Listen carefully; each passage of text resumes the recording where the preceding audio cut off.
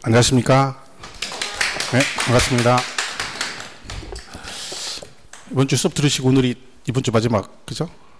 세법은 첫 수업이네요. 첫날이니까 다 아시겠지만 뭐 시험 공부 어떻게 하는지 다 알고 계시겠죠? 그래서 제가 가르치는 과목이 부동산 세법이기 때문에 간단하게 제가 생각하는 시험, 그죠? 어떤 식으로 하는지 간단하게 설명을 드리고 그리고 강의를 진행하도록 하겠습니다. 이 보시면 우리 중개사 시험이 아시겠지만 1차, 2차로 나눠져 있고요. 그죠? 제가 가르치는 과목은 세법인데 2차 과목은 이렇게 4개로 구성이 되어 있습니다. 그죠? 근데 공시법 하셨으니까 아시겠지만 세법은 공시하게 합해서 사시문제가 출제가 됩니다. 그죠?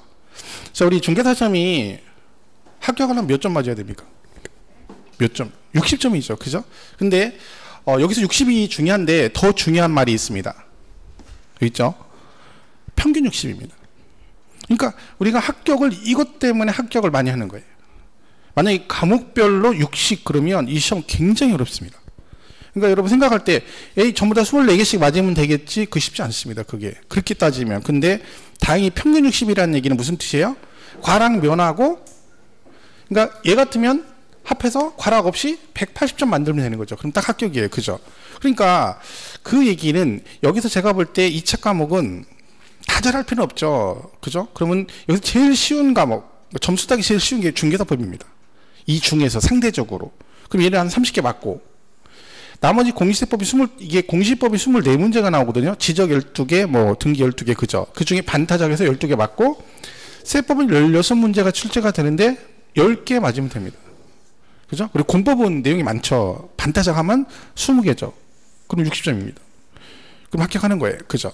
그러니까 이 말은 다 잘하려고 할 필요 없다는 거죠. 하다 보면 난 어떤 과목은 잘하고 어떤 건 못해요. 그럼 잘하는 과목 점수를 많이 따면 되거든요. 그죠? 근데 여기서 30개 이상 맞을 수 있는 유일한 과목은 얘밖에 없습니다. 물론 얘들도 맞을 수 있겠죠. 근데 시간을 엄청나게 투자를 해야 됩니다. 그죠? 근데 그 시간에 중개사법을 열심히 하시면 저는 35개 만점도 맞을 수 있습니다. 그러니까 2차 붙으신 분 중에 중개사법을 24개 맞고 합격하신 분들은 거의 없어요. 그러니까 중개사법 24개 맞으면 나머지 과목 24개를 맞아야 되거든요. 근데 힘들어요, 그게요. 그래서 이쪽의 전략을 가지고 가야 되는 거예요.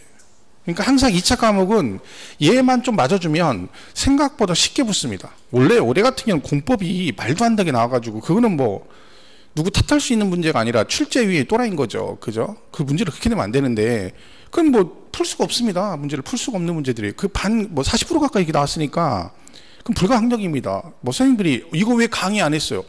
그것까지 강의하면 공법만 1년 내내 공법만 해야 됩니다. 그건 어떻게 할 수 있는 부분이 아니죠. 그러니까 출제위원이 문제를 잘못 낸 거예요. 그거는. 그죠? 근데 그거는 이제 그렇고, 그렇지 않다 하더라도 공법은 잘해도 반타작, 못해도 반타작이에요. 보통. 그러니까 목표를 요 정도 맞으면 되는 거죠. 그러니까 그렇게 따지면 세법은 올해 시험에 얘는 매년 거의 비슷합니다. 그러니까 보통 16개가 출제가 되는데 세법 할 때 이런 얘기 합니다. 난 세법 되게 어려워. 그런 분 있거든요. 그 사람들 특징이 뭐냐면 일단 공부를 안 합니다. 공부를. 그래서 왜? 다른 거 막 하고 나중에 짬 남은 시간 내서 세법을 합니다. 그러니까 세법이 어렵다고 그럽니다. 좀 이해가 안 갑니다. 얘가 등기가 진짜 어렵습니다. 제가 볼 때는. 등기를 잘하는 분이 있어요. 특이하게. 근데 대부분의 수험생들은 등기가 어려워요. 근데 세법이 더 어렵다고 합니다. 아닙니다. 등기보다 훨씬 쉽습니다. 근데 공부를 안 해도 징그럽게 안 하는 거죠. 그래놓고 나중에 세법이 어렵네, 쉽네, 뭐 문제가 어렵네 이런 얘기를 하는 겁니다. 웃긴 거죠. 왜? 문항수가 16개 나오니까 이걸 제끼고 가는 거죠. 심지어는 어떤 사람은 세법은 포기해도 된다고 그래요. 떨어집니다. 그래서 얘네 보세요. 얘네 둘이 합해서 40문제잖아요. 그죠? 그러면 얘가 원래 한 과목인 거예요. 근데 파트가 3개가 있는 거죠. 지적 파트하고 등기 파트하고 세법 파트가 있는데 12개, 12개, 16개 이렇게 나오는 거예요. 근데 여러분은 이 전체 한 과목 중에서 제일 문제 많이 나오고 그나마 쉬운 걸 포기하는 거죠. 그래놓고 막 이것만 죽으라 하는 거예요. 등기만. 그죠? 지적이 쉽죠. 지적은 외우면 돼요. 그 거의 기출 그대로 나오거든요. 그러니까 전에 거의 12개 다 맞는 경우 되게 많아요. 그러면 세법에서 10개 맞고 이거 다 맞아버리면 얘는 찍어도 되거든요. 막말로. 극단적으로 얘기하면. 세법을 근데 그냥 제끼고 가는 거예요. 그리고 물어보면 왜 어렵냐니까 세법은 계산 문제가 많이 나오는데 여러분 계산 문제 나오기로 했지만 학개론입니다. 학기론 올해 나온 문제가 나왔다 했죠? 보통 10문제 나옵니다. 엄청 많이 나오죠. 세법 딱 하나 나옵니다. 한 문제. 그러면 만약에 나는 세법은 계산 문제라 힘들어. 그러면 저는 얘기를 합니다. 세법 계산 문제는 찍으면 됩니다. 풀 생각하지 말고 그냥 무조건 찍으면 돼요. 그러니까 만약에 내가 수업을 듣다가 계산 문제가 나왔는데 이해가 안 가. 냅두면 돼요. 근데 옆 사람은 이해를 해. 그 사람도 이해한다 해도 그 사람도 결국 찍어요. 왜? 문제가 어렵습니다. 근데 내용이 어려운 게 아니라 여러분이 그 문제를 맞출 정도로 공부를 안 합니다. 세법을. 그러니까 결론은 계산 문제는 무조건 찍고 가는 거예요. 저는 강의를 이제까지 그렇게 했습니다. 계산 문제? 뭐 신경 쓸 거 없어요. 찍어버리면 돼요. 그럼 세법은 보통 2문제 정도는 좀 어렵게 나와요. 하나는 계산 문제, 하나는 이상한 걸 내요. 그러니까 100점 방지용 문제죠. 다 맞을까봐 불안해서 뭘 하나 내는 거죠. 올해 같은 경우 지역자원시설세가 나왔는데 그건 강의도 안 하는 내용입니다, 여러분. 강의도 안 합니다. 그죠? 근데 그걸 낸 거죠. 재작년에 지방소득세가 냈고 마찬가지예요. 그런 것들은 그냥 찍어버리는 거예요. 그거는. 근데 올해 제가 볼 때 16문제 중에 이거 2개하고 양도세 파트 문제 하나에서 3문제 정도 좀 어려웠습니다. 나머지는 수업 정상적으로 듣고 그냥 뭐 문제 풀고만 하신 분들은 그냥 기본 10개는 충분히 맞고도 남습니다. 아주 기본적으로 우리가 굉장히 많이 봤던 지문들이 정답으로 그대로 나온 거죠. 심지어 양도세는 고가주택 문제도 나왔는데 틀린 걸 골라라. 양도세 고가주택은 기준시가 9억 초과. 말도 안 되는 얘기거든요. 그 수업 들으면서 보면 그거는 누가 됐든 다 알고 가는 내용이에요. 근데 그걸 정답으로 냈어요. 실거래가 9억 초과인데 기준시가 9억 초과. 틀린 걸 골라라. 이렇게도 나왔으니까 문제가. 그러니까 결론적으로 세법은 보통 그 정도 나옵니다. 10개는 충분히 맞을 수 있습니다. 그래서 항상 우리 목표는 10개로 가고 거기서 이제 찍어서 한두 개 더 맞으면 12개 더 맞고 운 좋으면 뭐 14개 맞고 이러는 거죠. 16개는 못 맞습니다. 세법은. 그 정도 공부를 할 필요도 없고. 그죠? 그러니까 이 전략이 참 중요한 겁니다. 공부는 무조건 하는 게 아니에요. 1년 동안 공부를 하신 분들이 대충대충 되는 대로 하면 안 되겠죠. 그죠? 그러니까 이건 제가 생각하는 내용입니다. 제가 볼 때는 요게 딱 좋아요. 중개사법 30개 이상 목표를 하고 그다음에 세법 10개 맞고 공실은 반타자 한다 생각하고 공법 반타자. 여기서 이제 서너 개 더 맞아버리면 공법은 과락만 면허도 합격을 하는 거죠. 그죠? 이런 식으로 가시면 됩니다. 이 차는. 그래서 세법은 1년 들으시면 그냥 특별하게 포기만 안 하고 끝까지 가면 10개는 다 맞을 수 있어요. 그러니까 뭐 충분히 가능하니까 이 공부는 이제 꾸준함이 중요합니다. 하다 말다 하면 안 되고 오늘부터 시금 전폐하고 공부한다 이러면 안 됩니다. 그죠? 차분하게 가야지. 차분하게. 그죠? 그리고 처음 수업 들으신 분들은 일주일 동안 들으시겠지만 무슨 얘기인지 하나도 모르겠죠. 알아듣는 게 비정상입니다. 그죠? 모르는 게 정상인 거죠. 왜요? 여기 보시면 6과목인데 5과목이 법과목이에요. 얘만 학개론이죠. 학개론. 그죠? 개론이고 나머지는 뭐예요? 법이죠. 민법, 법. 그죠? 여러분 법이란 얘기는 시험을 어디서 낸다는 얘기예요. 이 법 조문에서 시험을 낸다는 얘기죠. 조문. 그죠? 근데 이 법조문은 법률 용어가 있습니다. 그죠? 여기 사용하는 용어가 있죠. 이 법률 용어를 우리 들어보지도 못한 얘기들이죠. 그죠? 쉽게 말해 이런 거예요. 제가 오늘은 첫 시간이니까 쉬운 거 할게요 해놓고 자 오늘은 245 곱하기 25는 하고 55, 25 올라가고 뭐 이러고 있는 거예요. 근데 여러분은 구구단을 몰라요. 근데 구구단을 모르는 사람한테 제가 오늘은 첫 시간이니까 쉬운 거 하는 거야 하고 설명하고 있는 거예요. 그럼 여러분 무슨 얘기인지 하나도 모르죠. 그죠? 근데 나중에 구구단을 외우고 나면 이 내용은 너무너무 쉬운 얘기가 되는 거죠. 그죠? 그러니까 결론은 이 처음에는 얘는 적응훈련 기간이 필요합니다. 그 법에서 사용 용어에 익숙해져야만이 그 내용을 이해할 수 있는 거죠. 근데 그 용어에 익숙해지려면 시간이 필요하죠.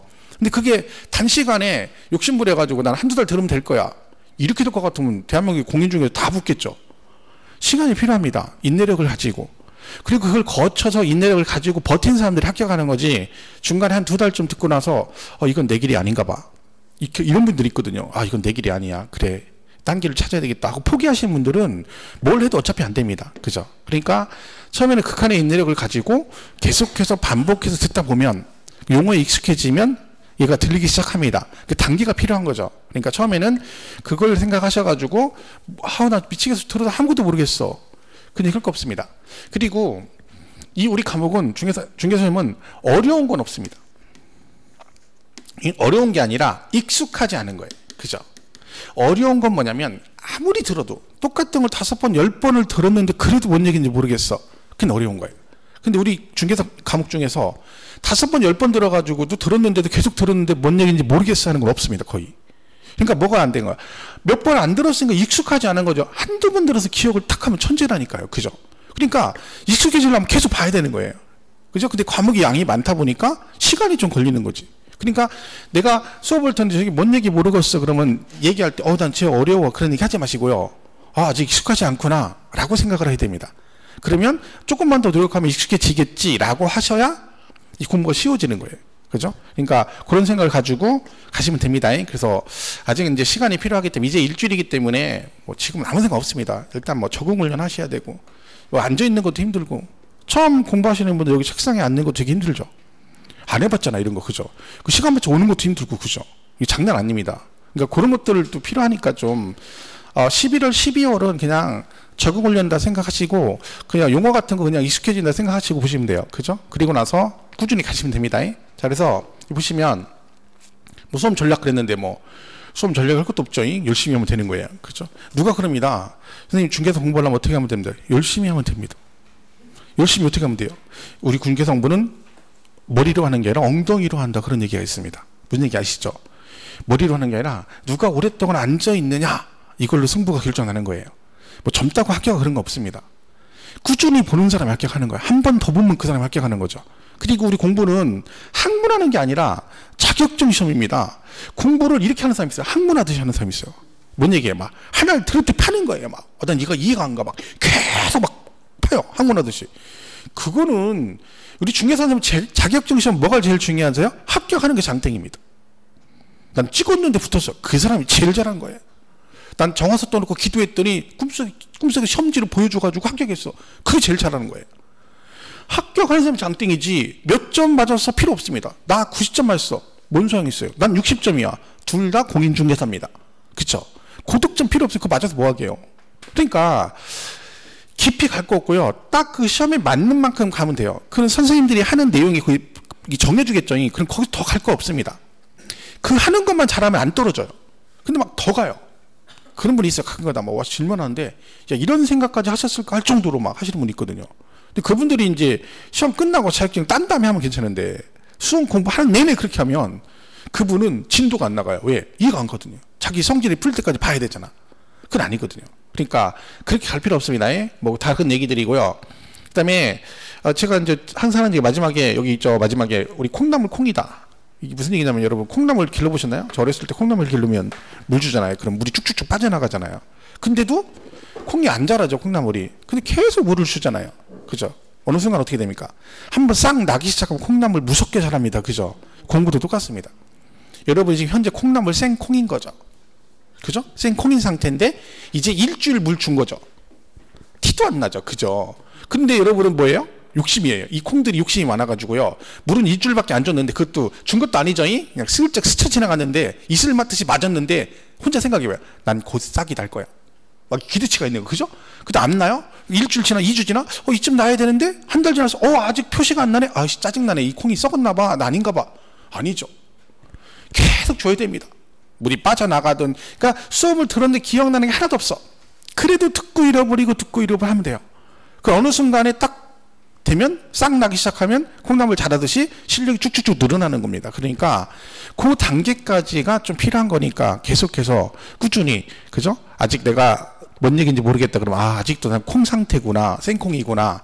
좀 더 물을 열심히 줘야 되겠다라고 생각하시면 돼요. 그랬더니 나는 빨리 자라려고 막 물을 과도하게 줘버리면 콩이 썩죠. 무슨 얘기예요? 막 오늘부터 막 비장학학으로 막 내일 주말인데 그죠? 오늘 주말이니까 도서관에 독서실 끊어가지고 아침부터 저녁 때까지 막 공부해요. 막 시금 전폐하고 막 식구들 연락 다 끊고 주변 연락 끊고 그죠? 식구들한테도 나 찾지 말라고 해놓고 막 이런 식으로 하면 안 됩니다. 처음부터 무리예요. 그러면 지쳐요. 진짜 공부할 때 지쳐가지고 포기해버려. 그건 아닌 거고요. 그죠? 그래서 복습 정도. 그죠? 지금은 복습 정도만 해도 그냥 동영상 한 번 정도 다시 한번 들어보는 정도. 그리고 가능하면 동차하신 분들은 1차 과목을 열심히 하시는 게 좋습니다. 제가 볼 때는 지금 11월, 12월은 민법 개론을 열심히 해놓으시면 그것만 잡아놓으시면 좋죠. 나머지 과목은 이제 적응을 연다 생각하시고 민법 개론 1차 과목이니까 그거 잡아놓으면 나중에 공부가 되게 쉬워집니다. 그러니까 지금은 그러니까 막 전 과목 다 하겠다 하지 마시고 욕심이 그렇게 안 해도 돼요. 그러니까 세법은 지금부터 할 필요는 없습니다. 대신 수업만 안 빠지면 돼요. 이게 또 토요일이라 주말이라, 그죠? 또 법률이 그러면 해. 그냥 세법이 16개짜리니까 주말에 뭐, 그죠? 항상 그럽니다. 주변에서 약속 잡을 때, 난 화요일 날 돼, 수요일 날 돼, 그러거든. 그날이 세법 하는 날입니다. 그러니까 내가 시간을 내는 딴 날은 안 되고, 오늘 세법 시간이니까 빠지고 된다, 이거. 다음 주 수요일은 된다래요. 다음 주 수요일이 세법 시간이에요. 그날 빠지고 약속을 하겠다는 거지. 그렇게 하면 훅 가는 거예요. 그죠? 그래서 이것만 잘 기억하시면 됩니다. 결론은 다 되는 공부예요. 이 공부는요. 하면 다 붙습니다. 제가 작년에 이번 시험 볼 때 수강생들한테 열흘 남았을 때 그랬어요. 이 남은 열흘 동안만 열심히 해도 분명히 붙을 수 있습니다. 되거든요. 열흘 남았어도 대신 열흘 동안에 하루에 밥 먹는 시간 빼고 공부했으면 어지간히 한 달 하는 것보다 훨씬 긴 시간이거든요. 근데 왔다 갔다 합니다. 얘 봤다 저 봤다 쟤 봤다 쟤 봤다 해서 그냥 어영부영하다 열흘 보내버리는 거예요. 그리고 끝나가면 후회하죠. 지금도 막 제 수강생 전화해 선생님 하나 차이로 떨어졌는데 2개 차이인데 2차 뭐 없나요? 뭐 이 신청할 거 없나요? 뭐 세법 없나요? 막 그런 얘기하고 있어요. 몰라고 1년 공부해서 그런 얘기를 합니까? 열심히 해야지. 그러니까 학원 다닐 때 열심히 하세요. 그죠? 앞으로 제가 그 얘기 되게 많이 합니다. 공부 열심히 하시라고. 그죠? 그러니까 나중에 또 얘기 드리고요. 하여튼 뭐 이런 식으로 돼 있습니다. 이렇게 보시고. 자, 그러면 이제 우리가 이제 배우는 과목이 부동산 세법이거든요. 부동산 세법. 그럼 여기 지금 공인중개사가 하는 일이 뭘 중개하는 거겠어요? 부동산 중개입니다. 그죠? 그러니까 이 부동산 중개할 때 세금을 내거든요. 이 부동산 중개할 때 발생되는 세금에 관한 법을 배우는 게 말 그대로보다 부동산 세법입니다. 근데 이 세법은 종류가 많습니다. 그죠? 굉장히 많죠. 근데 그걸 다 배우진 않고 뭐만? 부동산과 관련된 것만 배웁니다. 그래서 우리 시험 범위도 이렇게 돼 있습니다. 부동산 세법이라고 안 돼 있고 뭐라고 돼 있어요? 부동산 관련 조세라고 시험 범위가 발표가 됩니다. 그럼 결론적으로 부동산과 관련된 것만 시험에 나온다는 얘기죠. 자, 이걸 해서 그러니까 부동산 세법 그럽니다. 뭐 프린트 나눠준 거 굳이 보실 필요 없습니다. 그거 올해 기본서 안 나오는 줄 알고 드린 건데 그냥 아무것도 안 주면 뻘쭘하잖아요. 그래서 한 거니까 그냥 설명 듣는 게 제일 좋아요. 막 필기하고 이런 거 하지 마세요. 필기 뭐 들어요? 그거 해야 보지도 않아요. 이번 11월, 12월 필기하고요. 1, 2월 가면 또 필기하고요. 3, 4월 또 필기하고요. 5, 6월 달 필기하는데요. 필기하고 보는 건 없어요. 나중에 요약집 같은 거 보시고 그러면 되거든요. 그러니까 처음에는 아무것도 모르니까 설명만 잘 들으세요. 이런 뭔 얘기인지도 모르는데 필기를 어떻게 해요? 그렇잖아요. 천재죠. 그러니까 알아듣지도 못하는데 필기까지 하니까 천재인 거지. 그죠? 그 볼 필요 없어요. 이거 잘 들으시면 다 이해돼요. 자, 그럼 보겠습니다. 자, 그러면 우리가 이제 부동산 세법 그랬잖아요. 그러면 부동산과 관련된 조세를 배우는 건데 그러면 얘는 부동산과 관련된 거 뭘 배우느냐? 자, 부동산 중개니까 당연히 부동산과 연관된 걸 배우겠죠. 자, 그러면 우리가 중개사가 하는 일이 이 부동산 중개할 때 발생되는 세금이죠. 중개가 왜 사고 팔 때, 그죠? 그래서 우리가 부동산을 이제 뭘 해요? 토지 건축 우리가 뭐라 그래요? 부동산 그래요. 올해 시험에 이것도 나왔어요. 취득세 용어 정의에 취득세에서 부동산이란 토지 건축물을 말한다. 맞는 얘기죠. 부동산의 대표적인 뭐예요? 토지 건축물이 부동산입니다. 그러니까 결론적으로 우리가 배우는 조세는 다 얘네들과 관련된 걸 배우는 겁니다. 토지 건축물 관련된 걸. 그럼 얘를 어떻게 하면 취득 이제 사는 거죠. 우리가 보통 이러잖아요. 샀다. 그죠? 부동산을 일단 샀어요. 사는 거 우리가 뭐라 그래요? 취득했다 그래요. 이게 잘 보이나요? 그죠? 우리 윗서 보이게 취득했다 그러죠? 그리고 이제 사서 어떻게 돼요? 팔기 전에 가지고 있죠. 가지고 있는 걸 또 있어 보이게 뭐라고 하냐면 보유라고 합니다. 그리고 이제 팔겠죠. 자, 파는 걸 뭐라고 그래요? 양도 그럽니다. 그럼 결론은 우리가 부동산을 사서 가지고 있다 팔죠. 그러면 샀을 때, 가지고 있을 때, 팔았을 때 각각 세금을 내게 됩니다. 그죠? 그러니까 사내는 거 우리가 취득이라고 그래요. 그러면 부동산을 취득하면 내는 세금이 뭐가 있느냐? 들어보셨죠? 취득세입니다. 얘는 이름이 취득세네요. 왜 이름이 하필 취득세겠어요? 부동산을 뭐 할 때? 취득할 때 내는 조세다 그런 뜻입니다. 그래서 이름이 취득세인 거예요. 그죠? 그리고 하나 더 있습니다. 등록면허세라고 해서 얘는 등록과 면허에 관련된 조세인데 이건 나중에 좀 자세히 배울 겁니다. 그죠? 이렇게 두 개를 배우고 가지고 있으면 내는 세금 다 아시죠? 뭐 나와요? 재산세 있죠. 재산세. 그죠? 재산세. 우리 갖고 있으면 재산세 나오잖아요. 자, 재산이 가진 게 좀 많아요? 좀 있어요, 내가? 그러면 12월 달에 또 뭐가 나오나요? 종합부동산세, 종부세 그러죠? 종합부동산세를 내게 됩니다. 그러니까 얘는 특징이 뭐예요? 재산세 내는 사람 중에서 그 재산이 좀 많으면 뭐가 또 나오는 거예요? 종합부동산세를 추가로 내는 겁니다. 그죠? 그러니까 이 종부세는 누가 내는 거예요? 재산세 내는 사람 중에서 종부세를 내는 겁니다.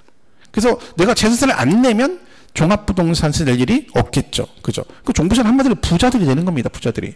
서울이야 웬만하면 종부세 내지만 시골 같은 데 가면 이 쉬는 시간에 나 지난번에 종부세 많이 나왔는데 큰일 났네 하고 지나가는 말만 탁 했어요. 누가요? 그러면 바로 친한 척 해야 됩니다. 바로 친한 척 해야 돼요. 오빠 누나 막 가까이 친하게 지내야 돼요. 그죠? 삐 뽑아냈어. 그죠? 왜? 시골은 종부세 내기가 쉽지 않거든요. 그죠? 근데 난 종부세 내는데 그래서 뭐 걱정해. 그러면 그 말 듣자마자 친하게 지내야 됩니다. 그죠? 근데 서울은 뭐 웬만하면 좀 집이 뭐 웬만하면 하나가 종부세를 내니까 그죠? 다 비슷비슷하죠. 그죠? 그리고 그다음에 팔면 뭐래요? 아시는 거죠? 양도소득세를 냅니다. 그죠? 이게 이제 그거죠. 그래서 우리가 그 많은 조세 중에 우리가 배우는 조세는 이 5개를 기본으로 합니다. 샀을 때 내는 세금, 취등록세, 그리고 보유했을 때 재산세, 종부세, 팔았을 때 어떤 거? 양도소득세를 내게 되는 거죠.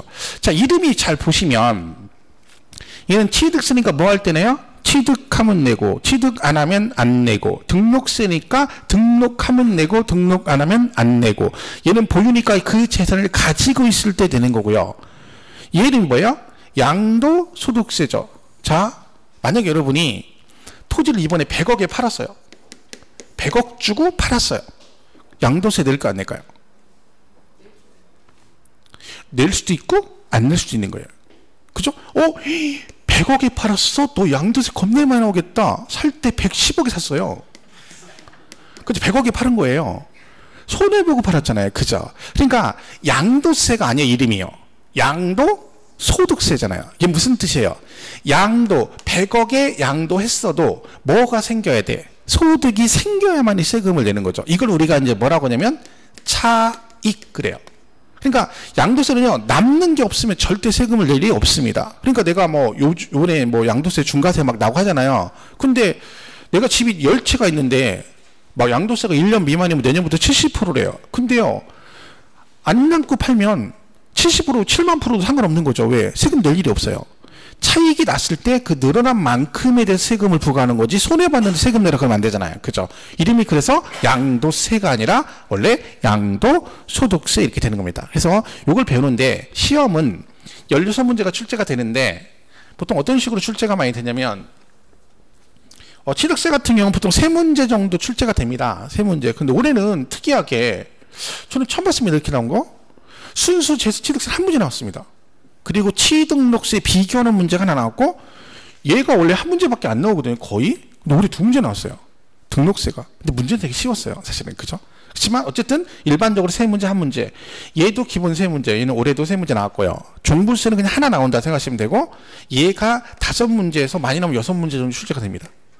그죠? 그리고 총론 파트에서 2문제가 나오는데 그럼 우리가 목표가 10개면 공부를 딱 할 때 여러분 이제 범위를 잡을 거 아니에요. 그러면 뭘 먼저 해야 될까요? 뭐 뻔하죠. 취득세, 재산세, 양도세예요. 볼 것도 없는 거죠. 이거부터 하면 돼요. 이유는 없죠. 왜? 얘 제일 많이 나오잖아요. 그 다음에 3문제, 얘 5문제 치면 여기서 11문제예요.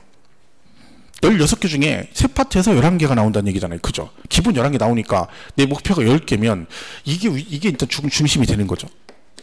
막 등록세 물론 뭐 나오고 종부세 한 문제 나옵니다. 근데 이 한 문제짜리는 다 맞아도 한 문제고 다 틀려도 한 문제입니다. 그죠? 그러니까 일단은 집중을 이쪽으로 하는 게 맞는 거죠. 그 따르면 양도세가 제일 중요하죠. 실무에서도 제일 중요하고 시험에서도 가장 많이 출제가 되기 때문에 그렇습니다. 그죠? 그래서 요거 3개 위주로 일단 보시면 돼요. 물론 다른 것도 보면 되겠지만 내가 공부할 때는 가중치를 좀 둬야 되는 거죠. 한 문제 나오는 것도 1시간 공부하고 5문제짜리도 1시간 공부한다. 그건 아닌 거죠. 그죠? 처음에는 많이 나오는 거 위주로. 이거 잡아놓으면 얘도 편해지는 거예요. 그죠? 그러니까 처음에 점수를 좀 깔고 가야지 자신감이 생기거든요. 뭐가 비빌 언덕이 있어야 되거든요. 근데 막 잘하는 게 하나도 없는 거. 서로 나한테 서로 비빌라고 그래. 나 좀 도와줘. 서로 도와달래. 누구 하나 제대로 하는 게 없는 거죠. 그러면 안 되잖아요. 그러니까 세법 그러면 난 적어도 어디는 잘한다 이런 게 있어야 되는 거지. 그죠? 그러면 자신감이 생기면 이렇게 범위를 늘려가면 돼요. 그러니까 처음에는 범위를 이만큼은 하려면 안 되고 이만큼 정해놓고 얘를 하다가 이렇게 공부를 점점 이렇게 늘려가야지 처음부터 전 범위가 여기거든요. 이렇게 한 발씩 돌려 막 이렇게 해서 안으로 돌아. 그러면 두루 다 지쳐서 죽어요. 정작 공부할 건 못하고 밖에서 돌다가 시험 보러 가요. 왜? 양이 많으니까 한 바퀴 돌려면 한참 걸리잖아요. 그죠? 그러니까 오히려 거꾸로 봐야 돼요. 엑기스 뽑아가지고 얘네 먼저 하다가 공부되면 밖으로 나가면 되지. 그래서 중간쯤 하다 멈추더라도 합격을 하는 거지. 그죠? 그러니까 항상 전범위를 가는 것도 좋긴 한데 공부하실 때는 일단은 그 비중에 따라 그죠? 출제 빈도나 여러 가지 경향에 따라서 좀 차별을 두고 공부를 하셔야지 막 가면 안 됩니다. 어쨌든 결론적으로 우리가 배우는 조세는 이 5개를 기본으로 벤다. 그죠? 이렇게 보시면 되겠죠. 자, 그럼 이제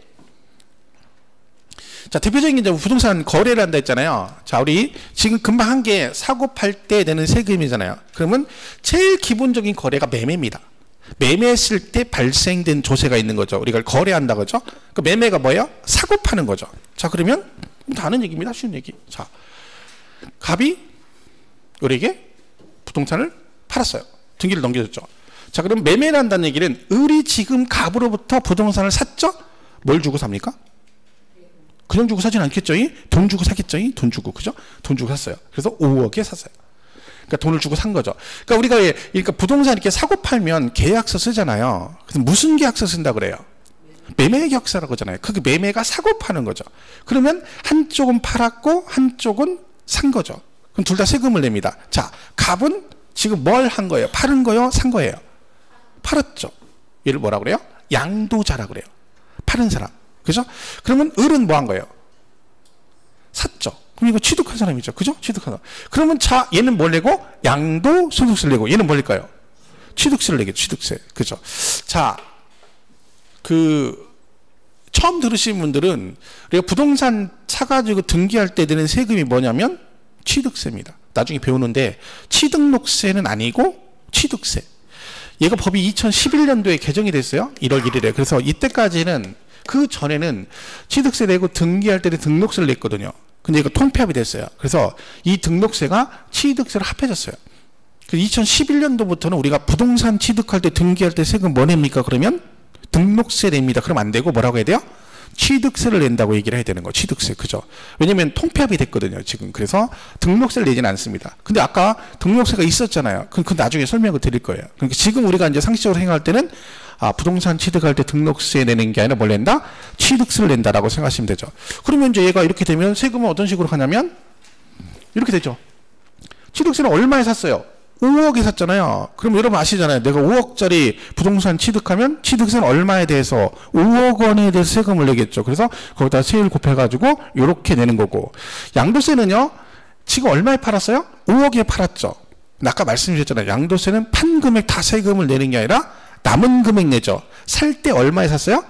2억 원에 사서 5억에 팔았잖아요. 그러니까 5억 전체를 내는 건 아니고 살 때 들어간 경비 빼고 차익. 이거 단순 계산이긴 하지만 어쨌든 단순 계산하면 2억 원에 사서 5억에 팔았으니까 얼마 남은 거예요? 3억 남았죠. 그게 남았네요. 그죠? 그 남은 3억에 대해서 나중에 세율 곱해 세금을 내게 되는 겁니다. 그죠? 이게 가장 일반적인 매매죠. 사고 팔 때 취득세 내고 양도 소득세를 내게 되는 거죠.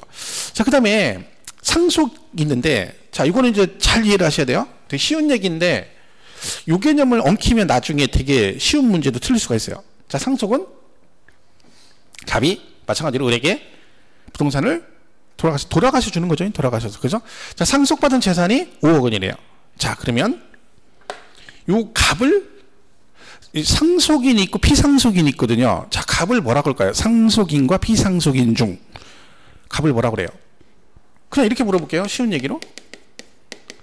피상속인 또 뭐 있어요? 상속인 이렇게 있죠? 자, 둘 중에 누가 돌아가신 분이에요? 이게 피자가 붙으면 헷갈리죠. 우리 세법은 되게 간단해요. 이분이 이렇게 돌아가신 분이에요. 피 흘리고 돌아가신 분. 피 흘리셨네. 그죠? 이분이 돌아가신 분이에요. 그러니까 상속인이 돌아가신 분 그러면 안 되죠.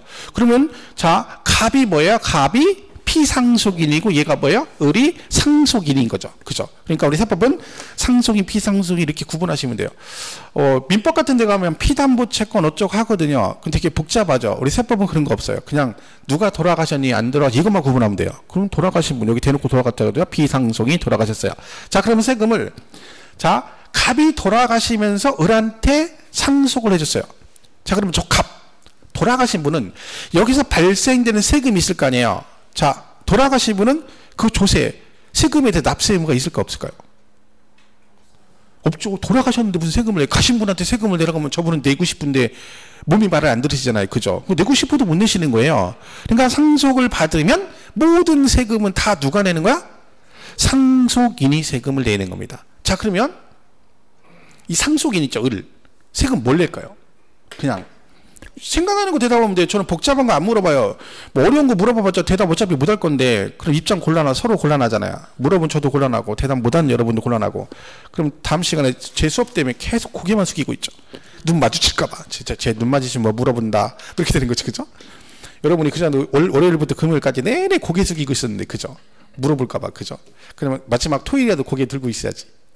그러니까 세법은 그날도 좀 듣다 보면 고개 이렇게 들고 들으십니다. 근데 민법 개로는 막 선생님이 이렇게 돌아서면 막 다 고개 숙입니다. 야, 쟤 눈 맞추면 안 돼. 물어보고 골치 아프다. 그죠? 뭘 알아야지 대답을 하지. 쳐다보면 이렇게 쳐다보면 사람이 그렇잖아요. 저를 계속 쳐다봐요. 그러면 제가 항의할 때, 저분 이해하시나 봐. 저분한테 물어봐야 되겠다. 이런 생각이 들거든요. 그러니까 그럴까 봐 막 다 고개 숙이죠. 자, 상속받으면 세금을 뭘 낼까요? 예, 상속세 냅니다. 상속세. 그죠? 상속세.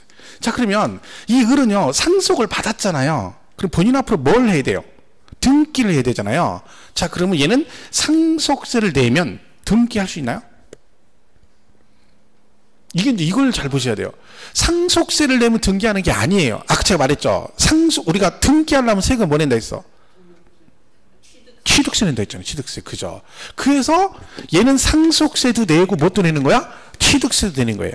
그러니까 상속을 받으면 이것만 낸다라고 처음부터 시작하고 가잖아요. 그럼 나중에 뒤에 가니까 갑자기 상속을 하는데 취득세에서 상속이익이 나오는 거예요. 그럼 갑자기 엉켜요. 아무것도 아닌데 엉켜가지고 나중에 막 엉켜버려요. 왜요? 이게 막 여러 군데 섞여 있거든요. 근데 근본적으로 얘만 낸다고 생각하면 엉켜버리죠. 근데 처음부터 출발할 때 상속세도 내지만 등기할 때는 뭘 내야 돼? 취득세를 낸다. 이렇게 해서 두 개를 내는 거예요. 그걸 우리가 알고 있어야 돼요. 그러니까 상속세는 세무서에다 냅니다. 국세이기 때문에. 등기하고 관계없어요. 무조건 등기하려면 뭐를 내야 되는 거야?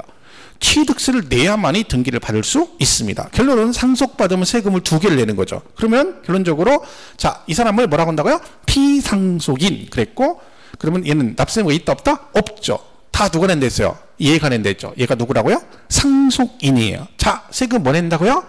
취득세도 내고 상속세도 냅니다. 두 개를 내는 거야. 그죠? 그래서 요거는 그냥 상속 받았으니까 세금 내는 거고, 그죠?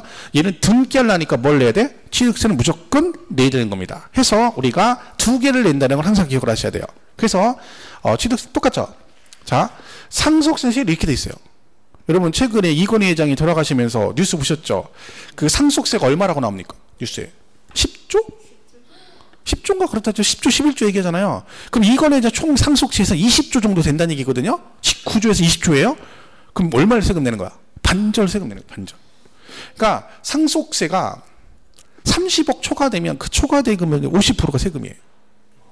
그럼 지금 여러분이 100억을 상속받다 그러면 30억 초과됐잖아요. 그러면 한 40몇, 45억? 50억 가까이 세금 낸다고 생각하면 돼요. 그러니까 10조 받았으니까 반 가까이 내는 거죠. 20조 받았으니까 세금이 상속세로 10조 가까이 되는 거예요. 엄청난 겁니다, 이게.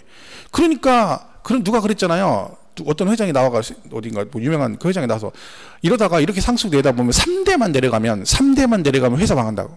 왜요? 한 번 상속될 때마다 전체 상속세 지분의 50%씩이 세금으로 떼어가면 한 3번 내려가면 그지 되는 거죠. 그럼 이게 문제가 뭐냐면 얘네가 세금을 다 현금으로 내겠어요? 무슨 소리 현금을 내요? 다 뭘로 내겠어요? 주식으로 냅니다, 보통. 주식 팔아내겠죠. 그러면 삼성 애들이 이재용이나 다 걔들 주식을 팔아야 된단 말이죠. 그럼 그걸 다 M&A 해가지고 외국 자본들이 이걸 사가지고 옛날에 왜 어딘가도 뭐 우리나라 시끌시끌 했잖아요. 걔들이 맘먹으면 그냥 넘어가는 회사 넘어가는 겁니다. 삼성그룹 전체가 넘어갈 수 있죠. 지배구조 흔들리면. 그죠? 근데 그것도 문제가 있습니다, 좀이. 근데 50%는 좀 과하긴 하죠. 증여세도 똑같습니다. 증여세도 반절이 똑같아요. 30억 초과되면 반절이 세금이에요. 옛날에 얼마 전에 신세계, 그죠? 이재용, 그러니까 정용진이죠. 걔네 둘이 엄마가 그 삼성 이건희 회장 동생이 여동생이죠. 그래서 신세계 회장이잖아요. 주식 증여했거든요. 세금 3천억인가 나왔어요. 증여세 3천억인가 된다고 그랬어요. 그게 50%예요. 장난 아닌 거지, 이게. 그죠? 어마어마하죠. 이거 듣고 야 큰일 났네. 야 상속세 50% 큰일 나. 뭘 걱정이, 우리 30억 초과되는 게 없는데. 그죠? 뭐 걱정을 할 게 있어야죠. 이런 것도 걱정하면 좋겠죠. 나도 10조 내고 싶네요. 상속세 10조, 그죠? 재산이 10조 내도 반절 남으니까. 그리고 취득세는 똑같아요. 이렇게 가는 거죠. 여기 중요한 건 이거예요. 뭘 기억하시라고? 상속을 받으면 뭐도 낸다? 취득세도 같이 내셔야 돼요. 그죠? 그래서 증여도 똑같은 거예요. 그럼 여러분 상속과 증여의 차이점은 뭐냐면, 공통점은 공짜예요. 그죠? 둘 다 공짜로 받는 거죠. 무상으로. 차이점은 상속은 주시는 분이 돌아가셨고 증여는 주신 분이 살아계세요. 똑같아요. 얘도 갑이 얘한테 뭘 해줬어요? 증여해줬어요. 그죠? 그래서 5억의 증여 해준 거죠. 그러면 이제 갑하고 을을 뭐라 그러냐면, 한 명은 증여해준 사람, 그래서 뭐라 그래요? 증여자 그러고, 한 명은 받았으니까 뭐라 그래요? 수중자 그래요. 그럼 갑을 뭐라 그래요? 둘 중에? 증여자, 증여해준 사람이고, 얘는 뭐예요? 증여받은 수중자죠. 그럼 얘도 세금 내야 되잖아요. 자, 세금은 갑이 낼까요? 을이 낼까요? 을이 내죠. 갑은 그냥 줬잖아요. 줬으니까 쟤는 아무런 세금에 납세 의무가 없어요. 그럼 여기도 발생되는 모든 세금은 누가 내야 되는? 근본적으로 을이 내는 겁니다. 그러면 갑은 증여자죠. 납세 의무 있다 없다? 똑같이 없어요. 자, 그럼 누가 내야 돼? 얘가 내야죠. 얘가 누구요? 수중자입니다. 얘 세금 뭘 낼까요? 증여받았으니까 증여세 내죠. 그리고 그렇죠. 취득세 내야죠. 그죠? 왜? 받아야 돼. 등기 치셔야 돼. 등기 치셔야 되잖아. 맞췄어요? 훌륭하십니다. 그래서 봐봐. 지금 갑자기 자신감 생기죠? 어제까지만 해도 그냥 그대 앞에만 서면 왜 난 작아지는지 하고 막 그냥 아유 내가 일주일 동안 뭘 했는지 모르는데 갑자기 지금 어떻게 대답했는데 정답을 맞추고 막 그죠? 그런 현상이 유일한 과목이 세법입니다. 세법. 우리가 실생활과 자기가 적용을 해보면 돼요. 아, 내가 증여를 받으면 증여세 내고, 그리고 내 앞으로 등기하려면 취득세를 내야 되는구나. 내가 부동산을 매매하면 사게 되면 취득세를 내고, 팔면 양도세를 내는구나. 많이 들어본 얘기들이잖아요. 그죠? 그걸 대입해가지고 쉽게 생각해야지. 나 이 골치 아파, 머리 아파 죽겠어. 이러면 골 아파지는 거예요. 그럼 토요일을 나오기가 싫어요. 일단. 그렇잖아요. 저 같아도 안 나가고 싶죠. 왜? 가뜩이나 토요일인데 그냥 공부 내용할래 그러면 짜증나죠. 그죠? 자, 그래서 수중자가 됩니다. 취득세 내시고 뭐 낸다? 증여세 이렇게 되는 거죠. 그래서 요 상속 증여 둘 다 취득세를 내야 된다는 걸 잘 기억을 하셔야 됩니다. 그래서 나중에 우리 취득세 갔을 때 요 내용을 배우게 되는 거예요. 상속이나 증여를 받아도 취득세를 내야 된다 이런 걸 배우게 되는 거죠. 그래서 내용은 똑같습니다. 뭐 취득세 내고 증여세 내고 그죠? 계산은 똑같으니까 그죠? 이렇게 보시면 돼요. 자, 그다음에 얘가 이제 보유인데, 자, 갖고 있으면 세금 내겠죠? 아까 우리 갖고 있으면 뭐 낸다 했죠? 보유세인 뭐? 재산세 낸다 했잖아요. 재산세. 많이 갖고 있으면. 그렇죠. 종합부동산세죠. 자, 근데 재산세는 누가 내냐면, 보유니까 가지고 있는 사람이 내겠죠. 가지고 있는 사람이. 그죠? 근데 이 재산세는 항상 6월 1일 현재 소유자한테 세금을 부과합니다. 자, 요 개념은 잘 기억을 하셔야 돼요. 엄청 많이 나옵니다. 그러니까 재산세는 누가 낸다고요? 6월 1일 현재 소유자. 여러분이 현재 아파트를 갖고 계세요. 올해 재산세 내셨죠? 자, 그러면 지금도 본인 거예요. 그럼 내년도 재산세는 누가 낼까요? 그쵸? 그러니까 결론은 지금 현재는 내년에 세금을 누가 낼지 모른다는 얘기지. 왜요? 내가 만약 여러분이 가지고 있다 언제 팔아버려? 내년 5월 달에 팔았어요. 집을 팔아버렸어. 등기 넘겨줬어. 그럼 여러분은 납세 의무가 있다 없다? 없죠. 왜? 6월 1일은 내 거 아니잖아. 그죠? 그래서 요게요, 여러분. 이거는 이제 옛날엔 잘 몰랐는데 중개상공사는 많아지다 보니까 이걸 많이 알아요. 그래서 계약서 쓸 때 5월 달에 매매를 하잖아요? 그럼 잔금 날짜가 5월 말이나 6월 초거든요. 여기가 애매한 거예요. 왜? 이 하루 차이로 재산세 납세 의무자가 달라져요. 왜? 기준일이 언제니까? 6월 1일 기준이니까. 그죠? 그러니까 6월 1일이니까 예를 들면 6월 1일까지 매수가 재산세를 내요. 산 사람이. 그럼 여러분이 내년에 만약에 내가 부동산을 취득한다. 근데 잔금 날짜를 6월 1일이 잔금 날짜예요. 그럼 여러분이 샀잖아요. 그럼 여러분이 재산세를 내야 돼.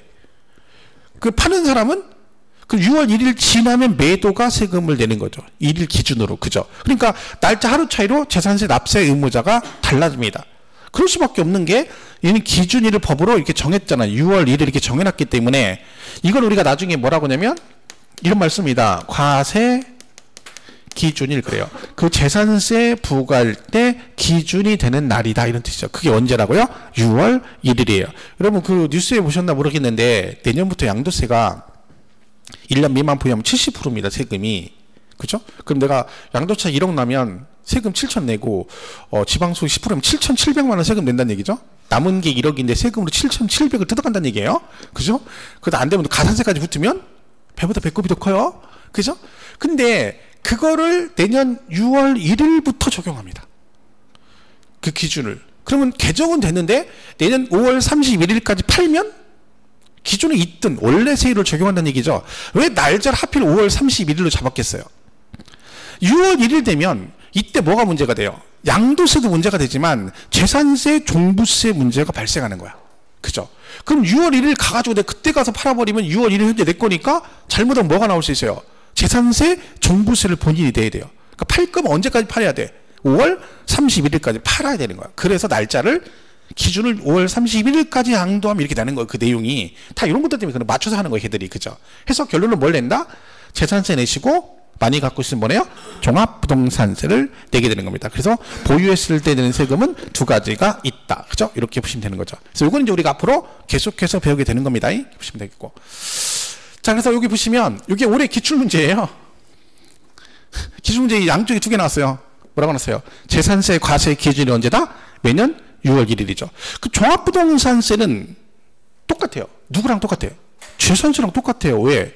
얘는 이거 내고 나서 나중에 추가로 내는 거기 때문에 종부세는 모든 기준이 누굴 따라간다? 재산세 따라갑니다. 그럼 얘도 언제야? 매년 6월 1일. 이걸 올해 시험에 재산세도 저걸 냈고요. 지문에 종합부동산에서 이 지문을 냈습니다. 그럼 여러분 지금 딱 들었을 때 이 듣고 바로 저 문제를 풀면 저 지문이 되게 어려운 것 같아요. 쉬운 것 같아요. 쉬워도 아이고 저런 것도 내 이런 생각이 들잖아요. 그런 게 나옵니다. 근데 중요한 건 뭐예요? 못 맞춥니다. 꼴찌는 게 그거예요. 못 맞춰요. 들을 땐 알아들어요. 그러니까 여러분 이게 있는 거야. 수업을 처음에는 열심히 들어야 돼요. 그래서 집에서 공부할 때 동영상을 막 반복해서 들어야 돼요. 왜? 무슨 얘기인지 모르니까. 근데 어떤 분들은요 5월 6월 막 7월 됐는데 그때도 계속 동영상만 보고 있는 사람들이 있어요. 동영상은요 왜 듣느냐면 내가 이 책을 혼자 보고 싶은데 뭔 얘기인지 몰라요. 그죠? 내용을 모르잖아. 그래서 듣는 거야. 근데 이제 들으면 뭔 얘기인지 알겠어. 그 다음 뭐 해야 돼? 책을 봐야죠. 그죠? 그렇잖아요. 그리고 나서 책만 주라고 보고 있어요. 시험 보러 갈 때까지? 그럼 떨어집니다. 왜요? 시험은 오픈부가 아니죠? 뭐 봐요? 오지선단 객관식 시험입니다. 그럼 뭘 해야 돼? 객관식 시험 문제를 연습을 해야지. 그 단계가 있는 거잖아요. 동영상만 많이 보면 어떤 현상이 일어나요? 다 알아들어요. 그렇잖아요. 계속 봤으니까. 심지어는 여러분이 예치가 안 돼. 예언을 해요. 제가 좀 있으면 제가 오른쪽으로 가고 제가 오른쪽으로 간다니까요. 이렇게. 신기하죠. 좀 있으면 온다니까. 신기하죠. 그렇게 여러분이 똑똑해요. 근데 시험 보면 점수 안 나와요. 왜? 뭔 얘기인지 아시죠? 그러니까 다 이건 우리 듣기 평가하는 게 아니잖아요.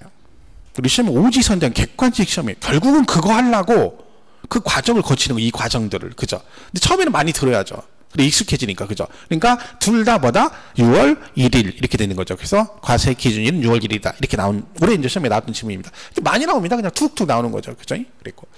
자, 그 다음에, 자, 여기 보시면 이제 뭐 기본 용어 같은 게 나옵니다. 자, 그 중에서 이제 여기 이제 중요한 얘기 있어요. 자, 세금은 누가 낼까요? 세금은 누가 내요? 내는 사람이 있을 거 아니에요? 세금을 내는 사람이 걷어가는 사람이 있을 거 아니에요? 자, 세금은 누가 냅니까? 우리가 내죠. 우리가 국민이 내잖아요. 그죠? 자, 우리는 세금을 내는 사람이고, 근데 우리한테 세금을 걷어가는 사람도 있겠죠. 자, 세금은 누구만 세금을 부과할 수 있을까요? 우리한테 세금을 걷어갈 수 있는 건 누구만? 국가하고 지방자치단체만 세금을 부과할 수 있습니다. 그러니까 국가나 지방자치단체가 아닌 애들은 세금을 부과할 수 없습니다. 자, 우리 되게 많이 쓰는 얘기 중에 전기세란 말 있죠. 전기세, 수도세 그러잖아요. 전기세는 세금일까 아닐까요? 이게 세금이 아니에요? 왜 아니에요? 그렇죠. 왜 아니에요? 전기세는 얘네가 걷는 게 아니에요. 그죠? 한전에서 걷어가잖아. 한전에서. 한전은 국가 지방자치단체가 아니죠. 그래서 조세는 국가 지자체만 부과하니까 얘네들이 부과하는 것만 조세라고 하는 거야. 그러니까 걔는 전기요금입니다. 공공요금이고 수도세가 아니라 뭐라고 해야 돼요? 수도요금이 맞는 거예요. 원래는. 그러니까 배운 사람들은 오늘부터 뭐라고 해야 되는 거예요? 앞집이 영희 엄마가 집이 전기세 얼마나 왔으니까 저런 무식한 여판내 같으니라고. 사람은 배워야 된다고. 사람은 배워야 된다고. 전기세가 뭐냐고. 전기요금이라고. 이런 얘기 하면 된다 안 된다? 안 된다. 그래? 보통은 처음에 공부할 때는요. 주변에 얘기 안 하거든요. 주변에 학원 다닌다고 얘기 안 해요. 왜? 간을 보는 거죠. 일단 해보고 하다가 안 되면 소리없이 그만둘 거고 좀 되다가 될 것 같다 그러면 그때 가서 얘기하거든요. 지금 어디 다닌다 그래? 뭐 문화센터 이런 데 다닌다 그러죠. 보통은. 그죠? 집이 어디가? 문화센터. 그죠? 문화센터 이런 것도 가르쳐줘? 그럴 거 봐. 그죠? 근데 무리수 두면 안 돼요. 나 저기 다녀. 생활체육에서 그 수영하러 다녀. 그런 얘기 하면 안 돼요. 또 수영 다니는데 이렇게 몸이 점점 부니 이런 얘기 들을 수 있어요. 그럼 부작용이 생기니까. 그죠? 지금 얘기 안 하지. 그죠? 저도 전기세라고 해요. 왜? 시험에 안 나와요. 시험에 그건 물어보진 않아요. 그러니까 우리가 여기서 알 것은 뭐다? 국가와 지방자치단체만 세금을 부과할 수 있다. 얘를 뭐라고 한다고요? 과세 주체래요. 별 얘기 아니에요. 근데 해석하면 얘가 뭐겠어요? 조세. 세금이란 뜻이에요. 그 세금을 우리한테 부과할 수 있는 주가 되는 단체를 말합니다. 그 단체가 누구라고요? 국가와 지방자치단체라는 얘기지. 그래서 얘네만 세금을 부과하는데 그럼 그렇죠. 국가가 부과하는 세금도 있고 지자체가 부과하는 세금이 있다는 얘기죠. 근데 국가가 부과하는 세금을 뭐라고 한다고요? 국세라고 그래요. 지방세가 부과하는 건 지방세 그래요. 지자체가 부과하면. 그러니까 되게 쉬운 얘기잖아요. 국세가 뭐니 그러면 되게 복잡해 보이죠? 하나도 안 복잡하죠. 국세가 뭐니 그럼 뭐라고 하면 돼요? 국가가 부과해서 국가가 가져가는 세금이야. 그럼 지방세는요? 지방자치단체가 부과해서 지방자치단체가 가져가는 세금이야. 그럼 끝나는 거예요. 되게 쉬운 얘기죠. 자, 근데 여기 지방세는요. 지방자치단체라고 돼 있잖아요. 여러분 우리 지방자치단체는 광역자치단체가 있고 기초자치단체가 있습니다. 우리가 광역 그러면 뭘 말하냐면 특별시, 광역시, 도를 말하고 기초는 시, 군, 구를 말합니다. 광역의 뜻은 요 밑에 얘네들 밑에 이 기초를 2개 이상 거느리고 있는 애들을 광역이라고 그래요. 서울시는 구가 25개가 있잖아요. 그죠? 대전광역시도 구가 5개가 있고요. 경기도나 충청남도에 수많은 시군들이 있죠. 그러니까 얘네들을 뭐라 그래요? 광역자치단체. 얘를 뭐라 그래요? 기초자치단체 그럽니다. 그러면 지방세는 얘네들이 부과하는 세금도 있고 얘가 부과하는 세금도 있다는 얘기죠. 자, 우리가 배우는 조세 아까 5개 중에 우리 국세 기본이 종합부동산세하고 양도세 2개가 국세입니다. 그리고 여기는 취득세, 등록세, 재산세 3개가 뭐예요? 지방세입니다. 자, 그러면 그 중에서 취득세는 무슨 세냐면 특강도세입니다. 그럼 얘는 무슨 뜻이에요? 취득세는 누가 부과한다는 얘기야? 특별시, 광역시, 도에서 부과해서 누가 가져간다는 얘기예요? 특광도에서 가져간다는 얘기죠. 자, 이 건물이 지금 은평구에 있잖아요. 이걸 취득했어요. 그럼 취득세 내실 거 아니에요? 등기할 때. 그죠? 그럼 이걸 은평구에서 가져가겠어요? 서울특별시에서 가져가겠어요? 서울특별시에서 가져가는 거예요. 서울특별시. 그럼 이 말은 서울특별시 안에 있는 모든 부동산을 취득하면 취득세는 다 누가 가져간다? 그렇죠. 서울특별시. 대전광역시 부동산 취득하면 대전광역시, 경기도 부동산 취득하면 전부 다 경기도 재정으로 간다는 얘기입니다. 무슨 말 이해가시죠? 그러면 시공구세 대표 주자는 재산세입니다. 자, 그럼 여기서 우리가 이것만 잘 이해하시면 돼요. 여기 구가 있죠. 구죠. 자, 은평구청장이 길을 가다가 사람을 이렇게 탁 부딪혔어요. 이 사람하고. 그래가지고 부딪히니까 죄송합니다 하고다가 이게 옷깃만 스쳐도 2년인데 우리는 부딪혔으니까 통선명 합시다 하고 했더니 은평구청장 명함을 줬어요. 그랬더니 이 사람이 받아보니까 뭐라고 돼 있어? 은평구청장 이렇게 쓰세요. 공교롭게도 이 사람이 구청장이에요. 이 사람도. 근데 이 사람 누구야? 수원시 팔달구청장이에요. 팔달구청장. 그러니까 이 팔달구청장이 이 명함을 받자마자 뭐라 그래요? 은평구청장한테 너도 구청장이야? 나도 구청장이야. 반가워. 반가워하고 막 이렇게 고개 들고 막 이래요. 같이. 그럼 은평구청장이 뭐라 할 거야? 이런 싸가지 없는 새끼가 내 아버지 싸가지 없는 새끼 니네 아버지 데리고 와 이놈의 새끼 막 욕하겠죠. 왜요? 급이 달라요. 그죠? 자, 이 구는 우리 세법의 모든 법에 난 모든 구는 자치구를 말합니다. 자치구란 구청장을 선거로 뽑는 구를 말합니다. 수원시 팔달구청장은 공무원입니다. 그럼 수원시장이 임명한 공무원이고 그럼 얘는 어디 밑에 있는 구를 말한다? 특별시하고 광역시 밑에 있는 구를 말합니다. 무슨 말 이해가시죠? 이 개념을 잘 보셔야 돼요. 그러니까 우리 세법 모든 구는 얘 말고 다른 법에서도 구는 특별시, 광역시 밑에 있는 구를 말한다. 무슨 말 이해가시죠? 자, 그러면 얘는 무슨 뜻이에요? 이 건물이 지금 어디에 있어요? 은평구에 있네요. 그죠? 재산세 내시면 이 재산세 누가 가져간다? 서울시에서 가져간다? 은평구 재정으로 간다? 그렇죠. 은평구. 여러분 뉴스 보시면 최근에 서초구청장이 재산세 감면한다고 막 그러잖아요. 그죠? 근데 서울시도 말리고 막 그러죠? 그러면 서초구청장 왜 자기가 의도적으로 임의적으로 재산세 감면한다고 그래요? 걔가 무슨 세니까? 구세잖아요. 그 권한이 누구한테 있어? 서초구에 있는 거예요. 그러니까 서초구청에 나와서 우리 감면하다 그 얘기하는 거예요. 그러니까 중개사 홍보를 열심히 하잖아요. 그럼 뉴스가 보여요. 뉴스 보고 있으면 저기 저런 얘기네 이렇게 되는 거야. 어느 순간에 본인이 남편한테 설명하고 있는 거예요. 남편이 멍 때리고 있는데 저게 무슨 얘기인지 알아? 자기도 모르게 얘기한다니까? 이게 좋은 공부예요. 자격증만 아니면. 그죠? 자, 그럼 이게 구예요? 그럼 이렇게 가져가죠? 자, 여기서 이거 얘기하려는 거예요. 등록세는요. 도세 및 구세라고 그래요? 뭐라고요? 등록면허세는 뭐라고요? 도세 및 구세 이래요.